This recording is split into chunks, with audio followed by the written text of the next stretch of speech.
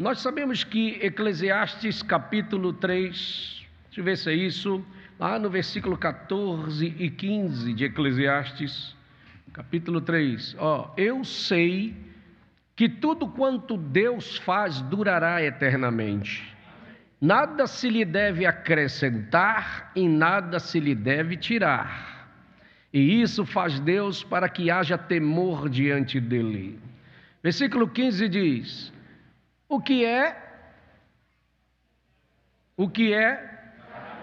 Preste bem atenção, o que é hoje já foi um dia lá atrás. E o que há de ser também já foi. E Deus pede conta do que se passou, do que passou. Então não tem nada novo, tudo é uma repetição. Você pode olhar, o que acontece hoje aconteceu um dia. Não tem nada novo debaixo do sol. Correto? No livro de Gênesis, o livro de Gênesis produziu tudo que nós vemos hoje. Tudo, grave bem, tudo que nós estamos vendo hoje começou lá atrás no livro de Gênesis. Lá no princípio, bem no princípio de todas as coisas. Não há nada no mundo a não ser o que começou em Gênesis, pois Gênesis é princípio, é o início de tudo. Ali em Gênesis começou cada ismo. Mas nós estamos vendo tantos ismos hoje, mas já tinha lá em Gênesis. Em Gênesis começou tudo. A verdadeira igreja começou em Gênesis. O falso crente também começou em Gênesis. Quem era o falso crente que começou lá no início? Caim. E ele era crente? Era. Ele adorava? Adorava. O altar de Caim, perfeito, maravilhoso. Igual muitos altares que você vê por aí, bonito, brilha. Nos olhos você diz, que coisa maravilhosa. Mas é falso. Porque não é a beleza, não é o tamanho. Não, Deus não está nisso aí. Deus está na revelação. Caim estava tão enganado que ele achava que ia impressionar Deus com as belezas das frutas. Mas quem falou para Abel que era um cordeirinho que foi sangue? Quem contou isso para Abel? Aí vem Paulo no livro de Hebreus, diz assim: pela fé Abel ofereceu um sacrifício melhor do que o de Caim. Fé é revelação. E para adorar a Deus perfeitamente tem que ser por revelação. Se não for por revelação, nós entramos aqui e fazemos bagunça deste lugar. Nós mandamos tocar uma música bonita, todo mundo dança, pula, vira cambalhota, mas isso não é adoração de fato. Não quer dizer que um ritmo vai fazer você alegrar você. O que alegra você é o Espírito Santo na igreja. E o que vai alegrar você é a palavra quando é lida. Você tem que ser estimulado pela palavra. Então a verdadeira igreja começou e o falso crente começou onde? E a indiferença também começou em Gênesis. Tudo que você vê hoje estava em Gênesis. Sim?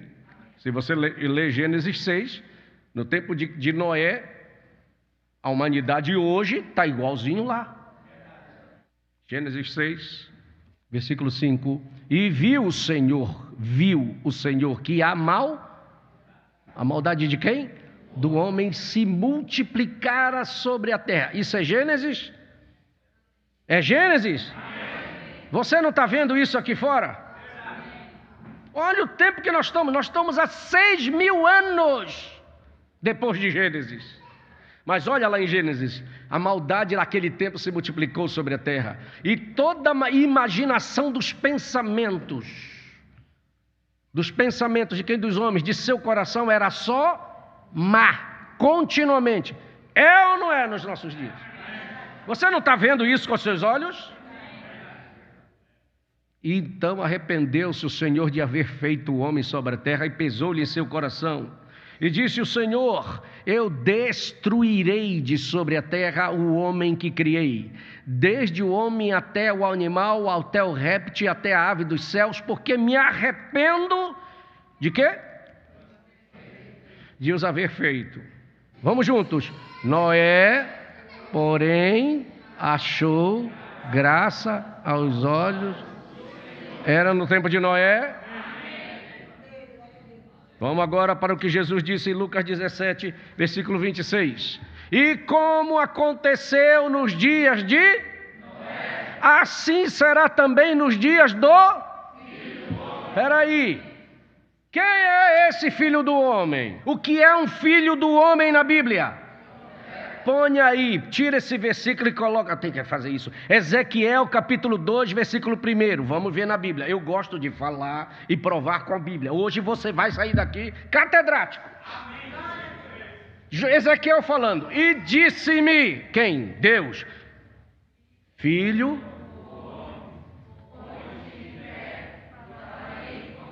Deus está falando com quem? Com Ezequiel. Deus está falando com quem? Então todo profeta na Bíblia é tratado como? Glória a Deus. Esse foi o ministério de Jesus quando ele esteve na terra. Jesus nunca disse para as pessoas, olha, eu sou o filho de Deus. Ele nunca disse isso. Você não vai encontrar isso no Novo Testamento. Lucas capítulo 19, versículo 10. Porque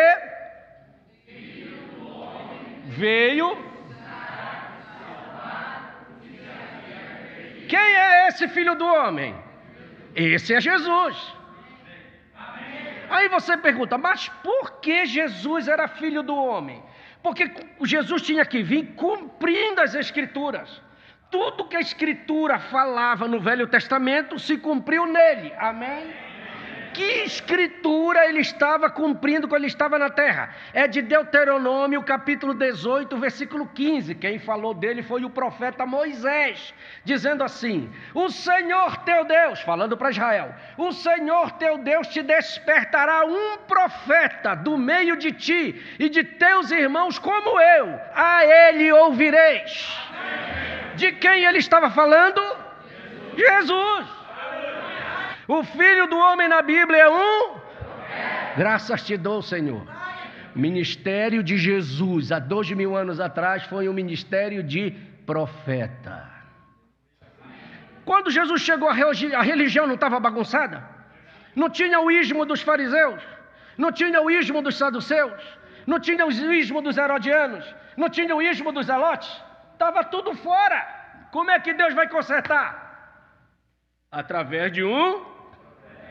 Sim, porque a palavra de Deus sempre vem aos seus servos, os profetas. Deu para entender? Por isso que ele bateu de frente com os fariseus, bateu de frente com os saduceus, porque ele era a palavra genuína e bateu de encontro com os credos dele. Não vai bater. Por que eles não aceitaram? Porque eles estavam como os de hoje. Não, você diz assim, olha, o batismo verdadeiro bíblico é em nome do Senhor Jesus Cristo, como a Bíblia diz. Ele diz, não, a minha igreja diz que não, então vou ficar com a minha igreja. Morreu. Porque qual é o maior, a igreja ou a palavra? Sempre vai ser a palavra. Então, o ministério de Jesus foi profeta até sua morte. Quando ele morre e ele ressuscita, aí agora o ministério dele muda. Ele não é mais filho do homem. Hoje o ministério dele mudou. Mudou. Quando ele vai, que ele sobe ao céu, que ele diz todo poder, toda autoridade me é conferida no céu e na terra, o ministério mudou para filho de Deus. O que é filho de Deus? É o intercessor.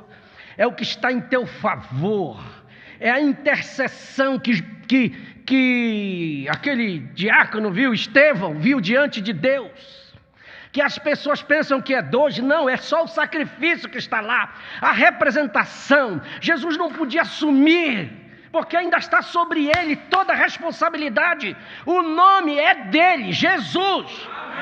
Você é salvo por Jesus. As enfermidades que estão aqui, elas saem em nome de Jesus. Demônio respeita o nome de Jesus. Tudo está na responsabilidade dele. Ele era o Filho. Deus não tinha outra forma de fazer a redenção. Ele tinha que se tornar um filho. Ele tinha que se tornar parecido conosco. Deus não podia dar sua glória. Ele é Espírito. Como é que um Espírito vai descer, andar entre nós e nós vamos crucificar um Espírito? Tem como a gente ver Espírito? Como é que vai se matar um Espírito? Para começar, Deus não morre. Quem pode matar Deus? Se Ele é a vida. E Ele é o Espírito que domina sobre tudo. Mas alguém tinha que morrer, porque o salário do pecado é Alguém tem que morrer, porque o pecado entrou, alguém tem que morrer. Mas quem era para ir para aquela cruz era eu, era você. Éramos nós que somos o problema, que pecamos. Mas aí ele tem que nascer um filho parecido conosco, para se tornar parente. Porque a lei dizia que quem devia resgatar era um parente. Está lá na lei levítica. Só um parente pode resgatar. E quando o parente vai resgatar, por exemplo, o irmão Janagelso teve problemas. Ele precisava ser resgatado. E só eu, que parente dele, se eu fosse um parente dele, só eu que tinha direito. Eu chegava lá na presença do juiz e assim: eu sou parente do irmão Janagelso e eu vim para resgatar ele. Eu vou comprar tudo que era dele para devolver de volta. Aí o juiz dizia: é verdade? Então vamos marcar a cerimônia. Aí marcava a cerimônia. Tinha que ser fora da cidade, num lugar determinado fora da cidade, e eu tinha que tirar o meu sapato. Era assim que a lei dizia. Eu tirava o meu sapato e dizia: este sapato está como memorial de que eu estou resgatando os bens do Janagelso.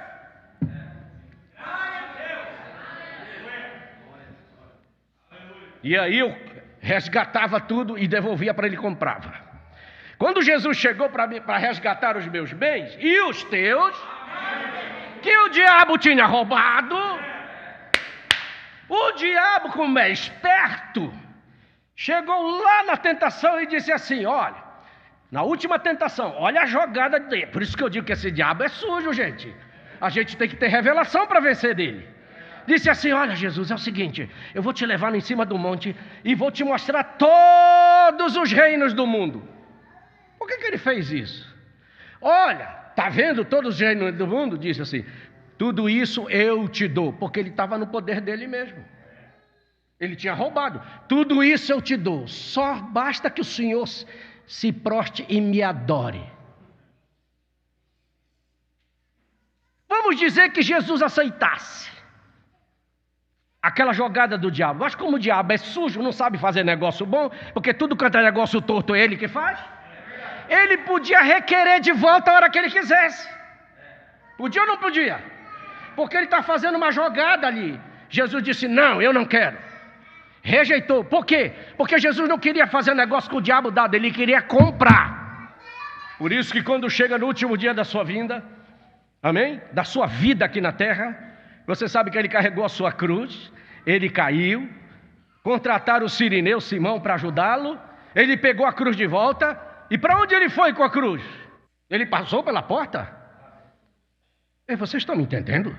Ele passou pelas portas do muro, para fora da cidade. O Monte Gólgota ficava fora.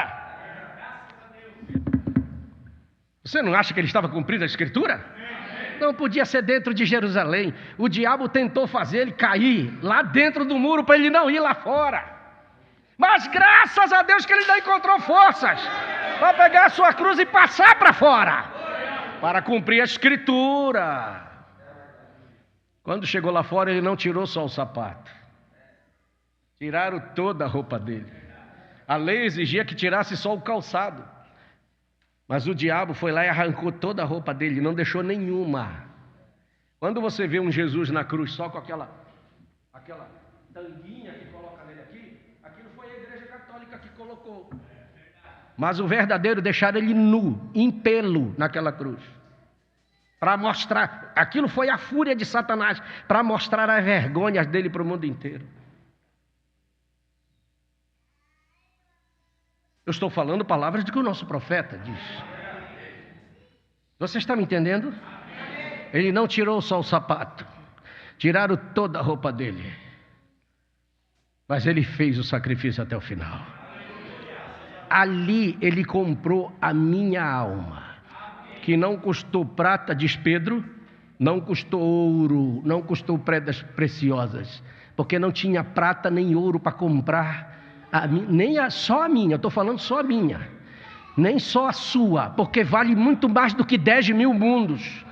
Não tinha o ouro do mundo todo, não comprava só a sua, mas foi o precioso sangue do Senhor Jesus Cristo.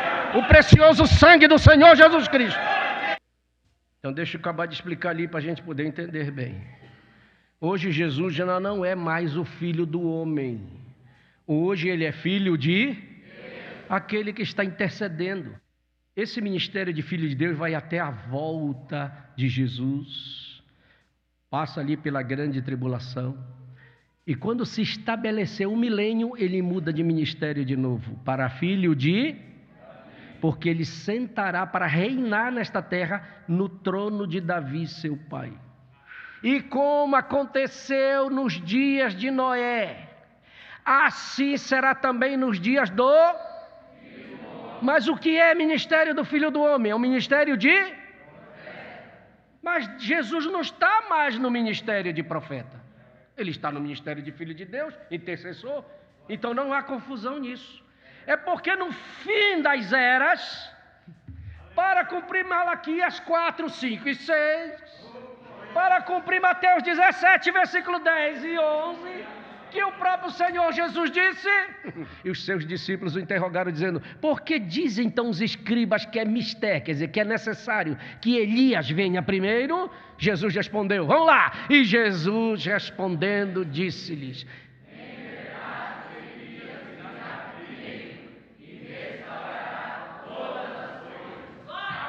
e eis que eu vos envio antes. Qual é o dia grande e terrível do Senhor? Já chegou? Mas está vindo aí. Qual é? A grande? Antes da grande tribulação chegar, eu vos enviarei o profeta Elias. E quem é Elias? Não é um profeta? Não é o ministério de filho do homem? Então Deus está dizendo que ele abriu uma lacuna no final das eras. Antes da vinda dele, ele enviaria um ministério profético. E quando ele colocasse esse ministério profético, o mundo estaria como nos dias de Noé. E Deus abriu um precedente, mandou Elias nessa geração. Está ali a foto dele. Aquele homem aí é resultado de Malaquias 4, 5, 6. É resultado de Mateus 17, 10, 11. Deus cumprindo a sua palavra, como nos dias de Noé. Assim será nos dias da vinda do Filho do Homem. Deus está se referindo ao ministério profético nesta terra, nesses últimos dias.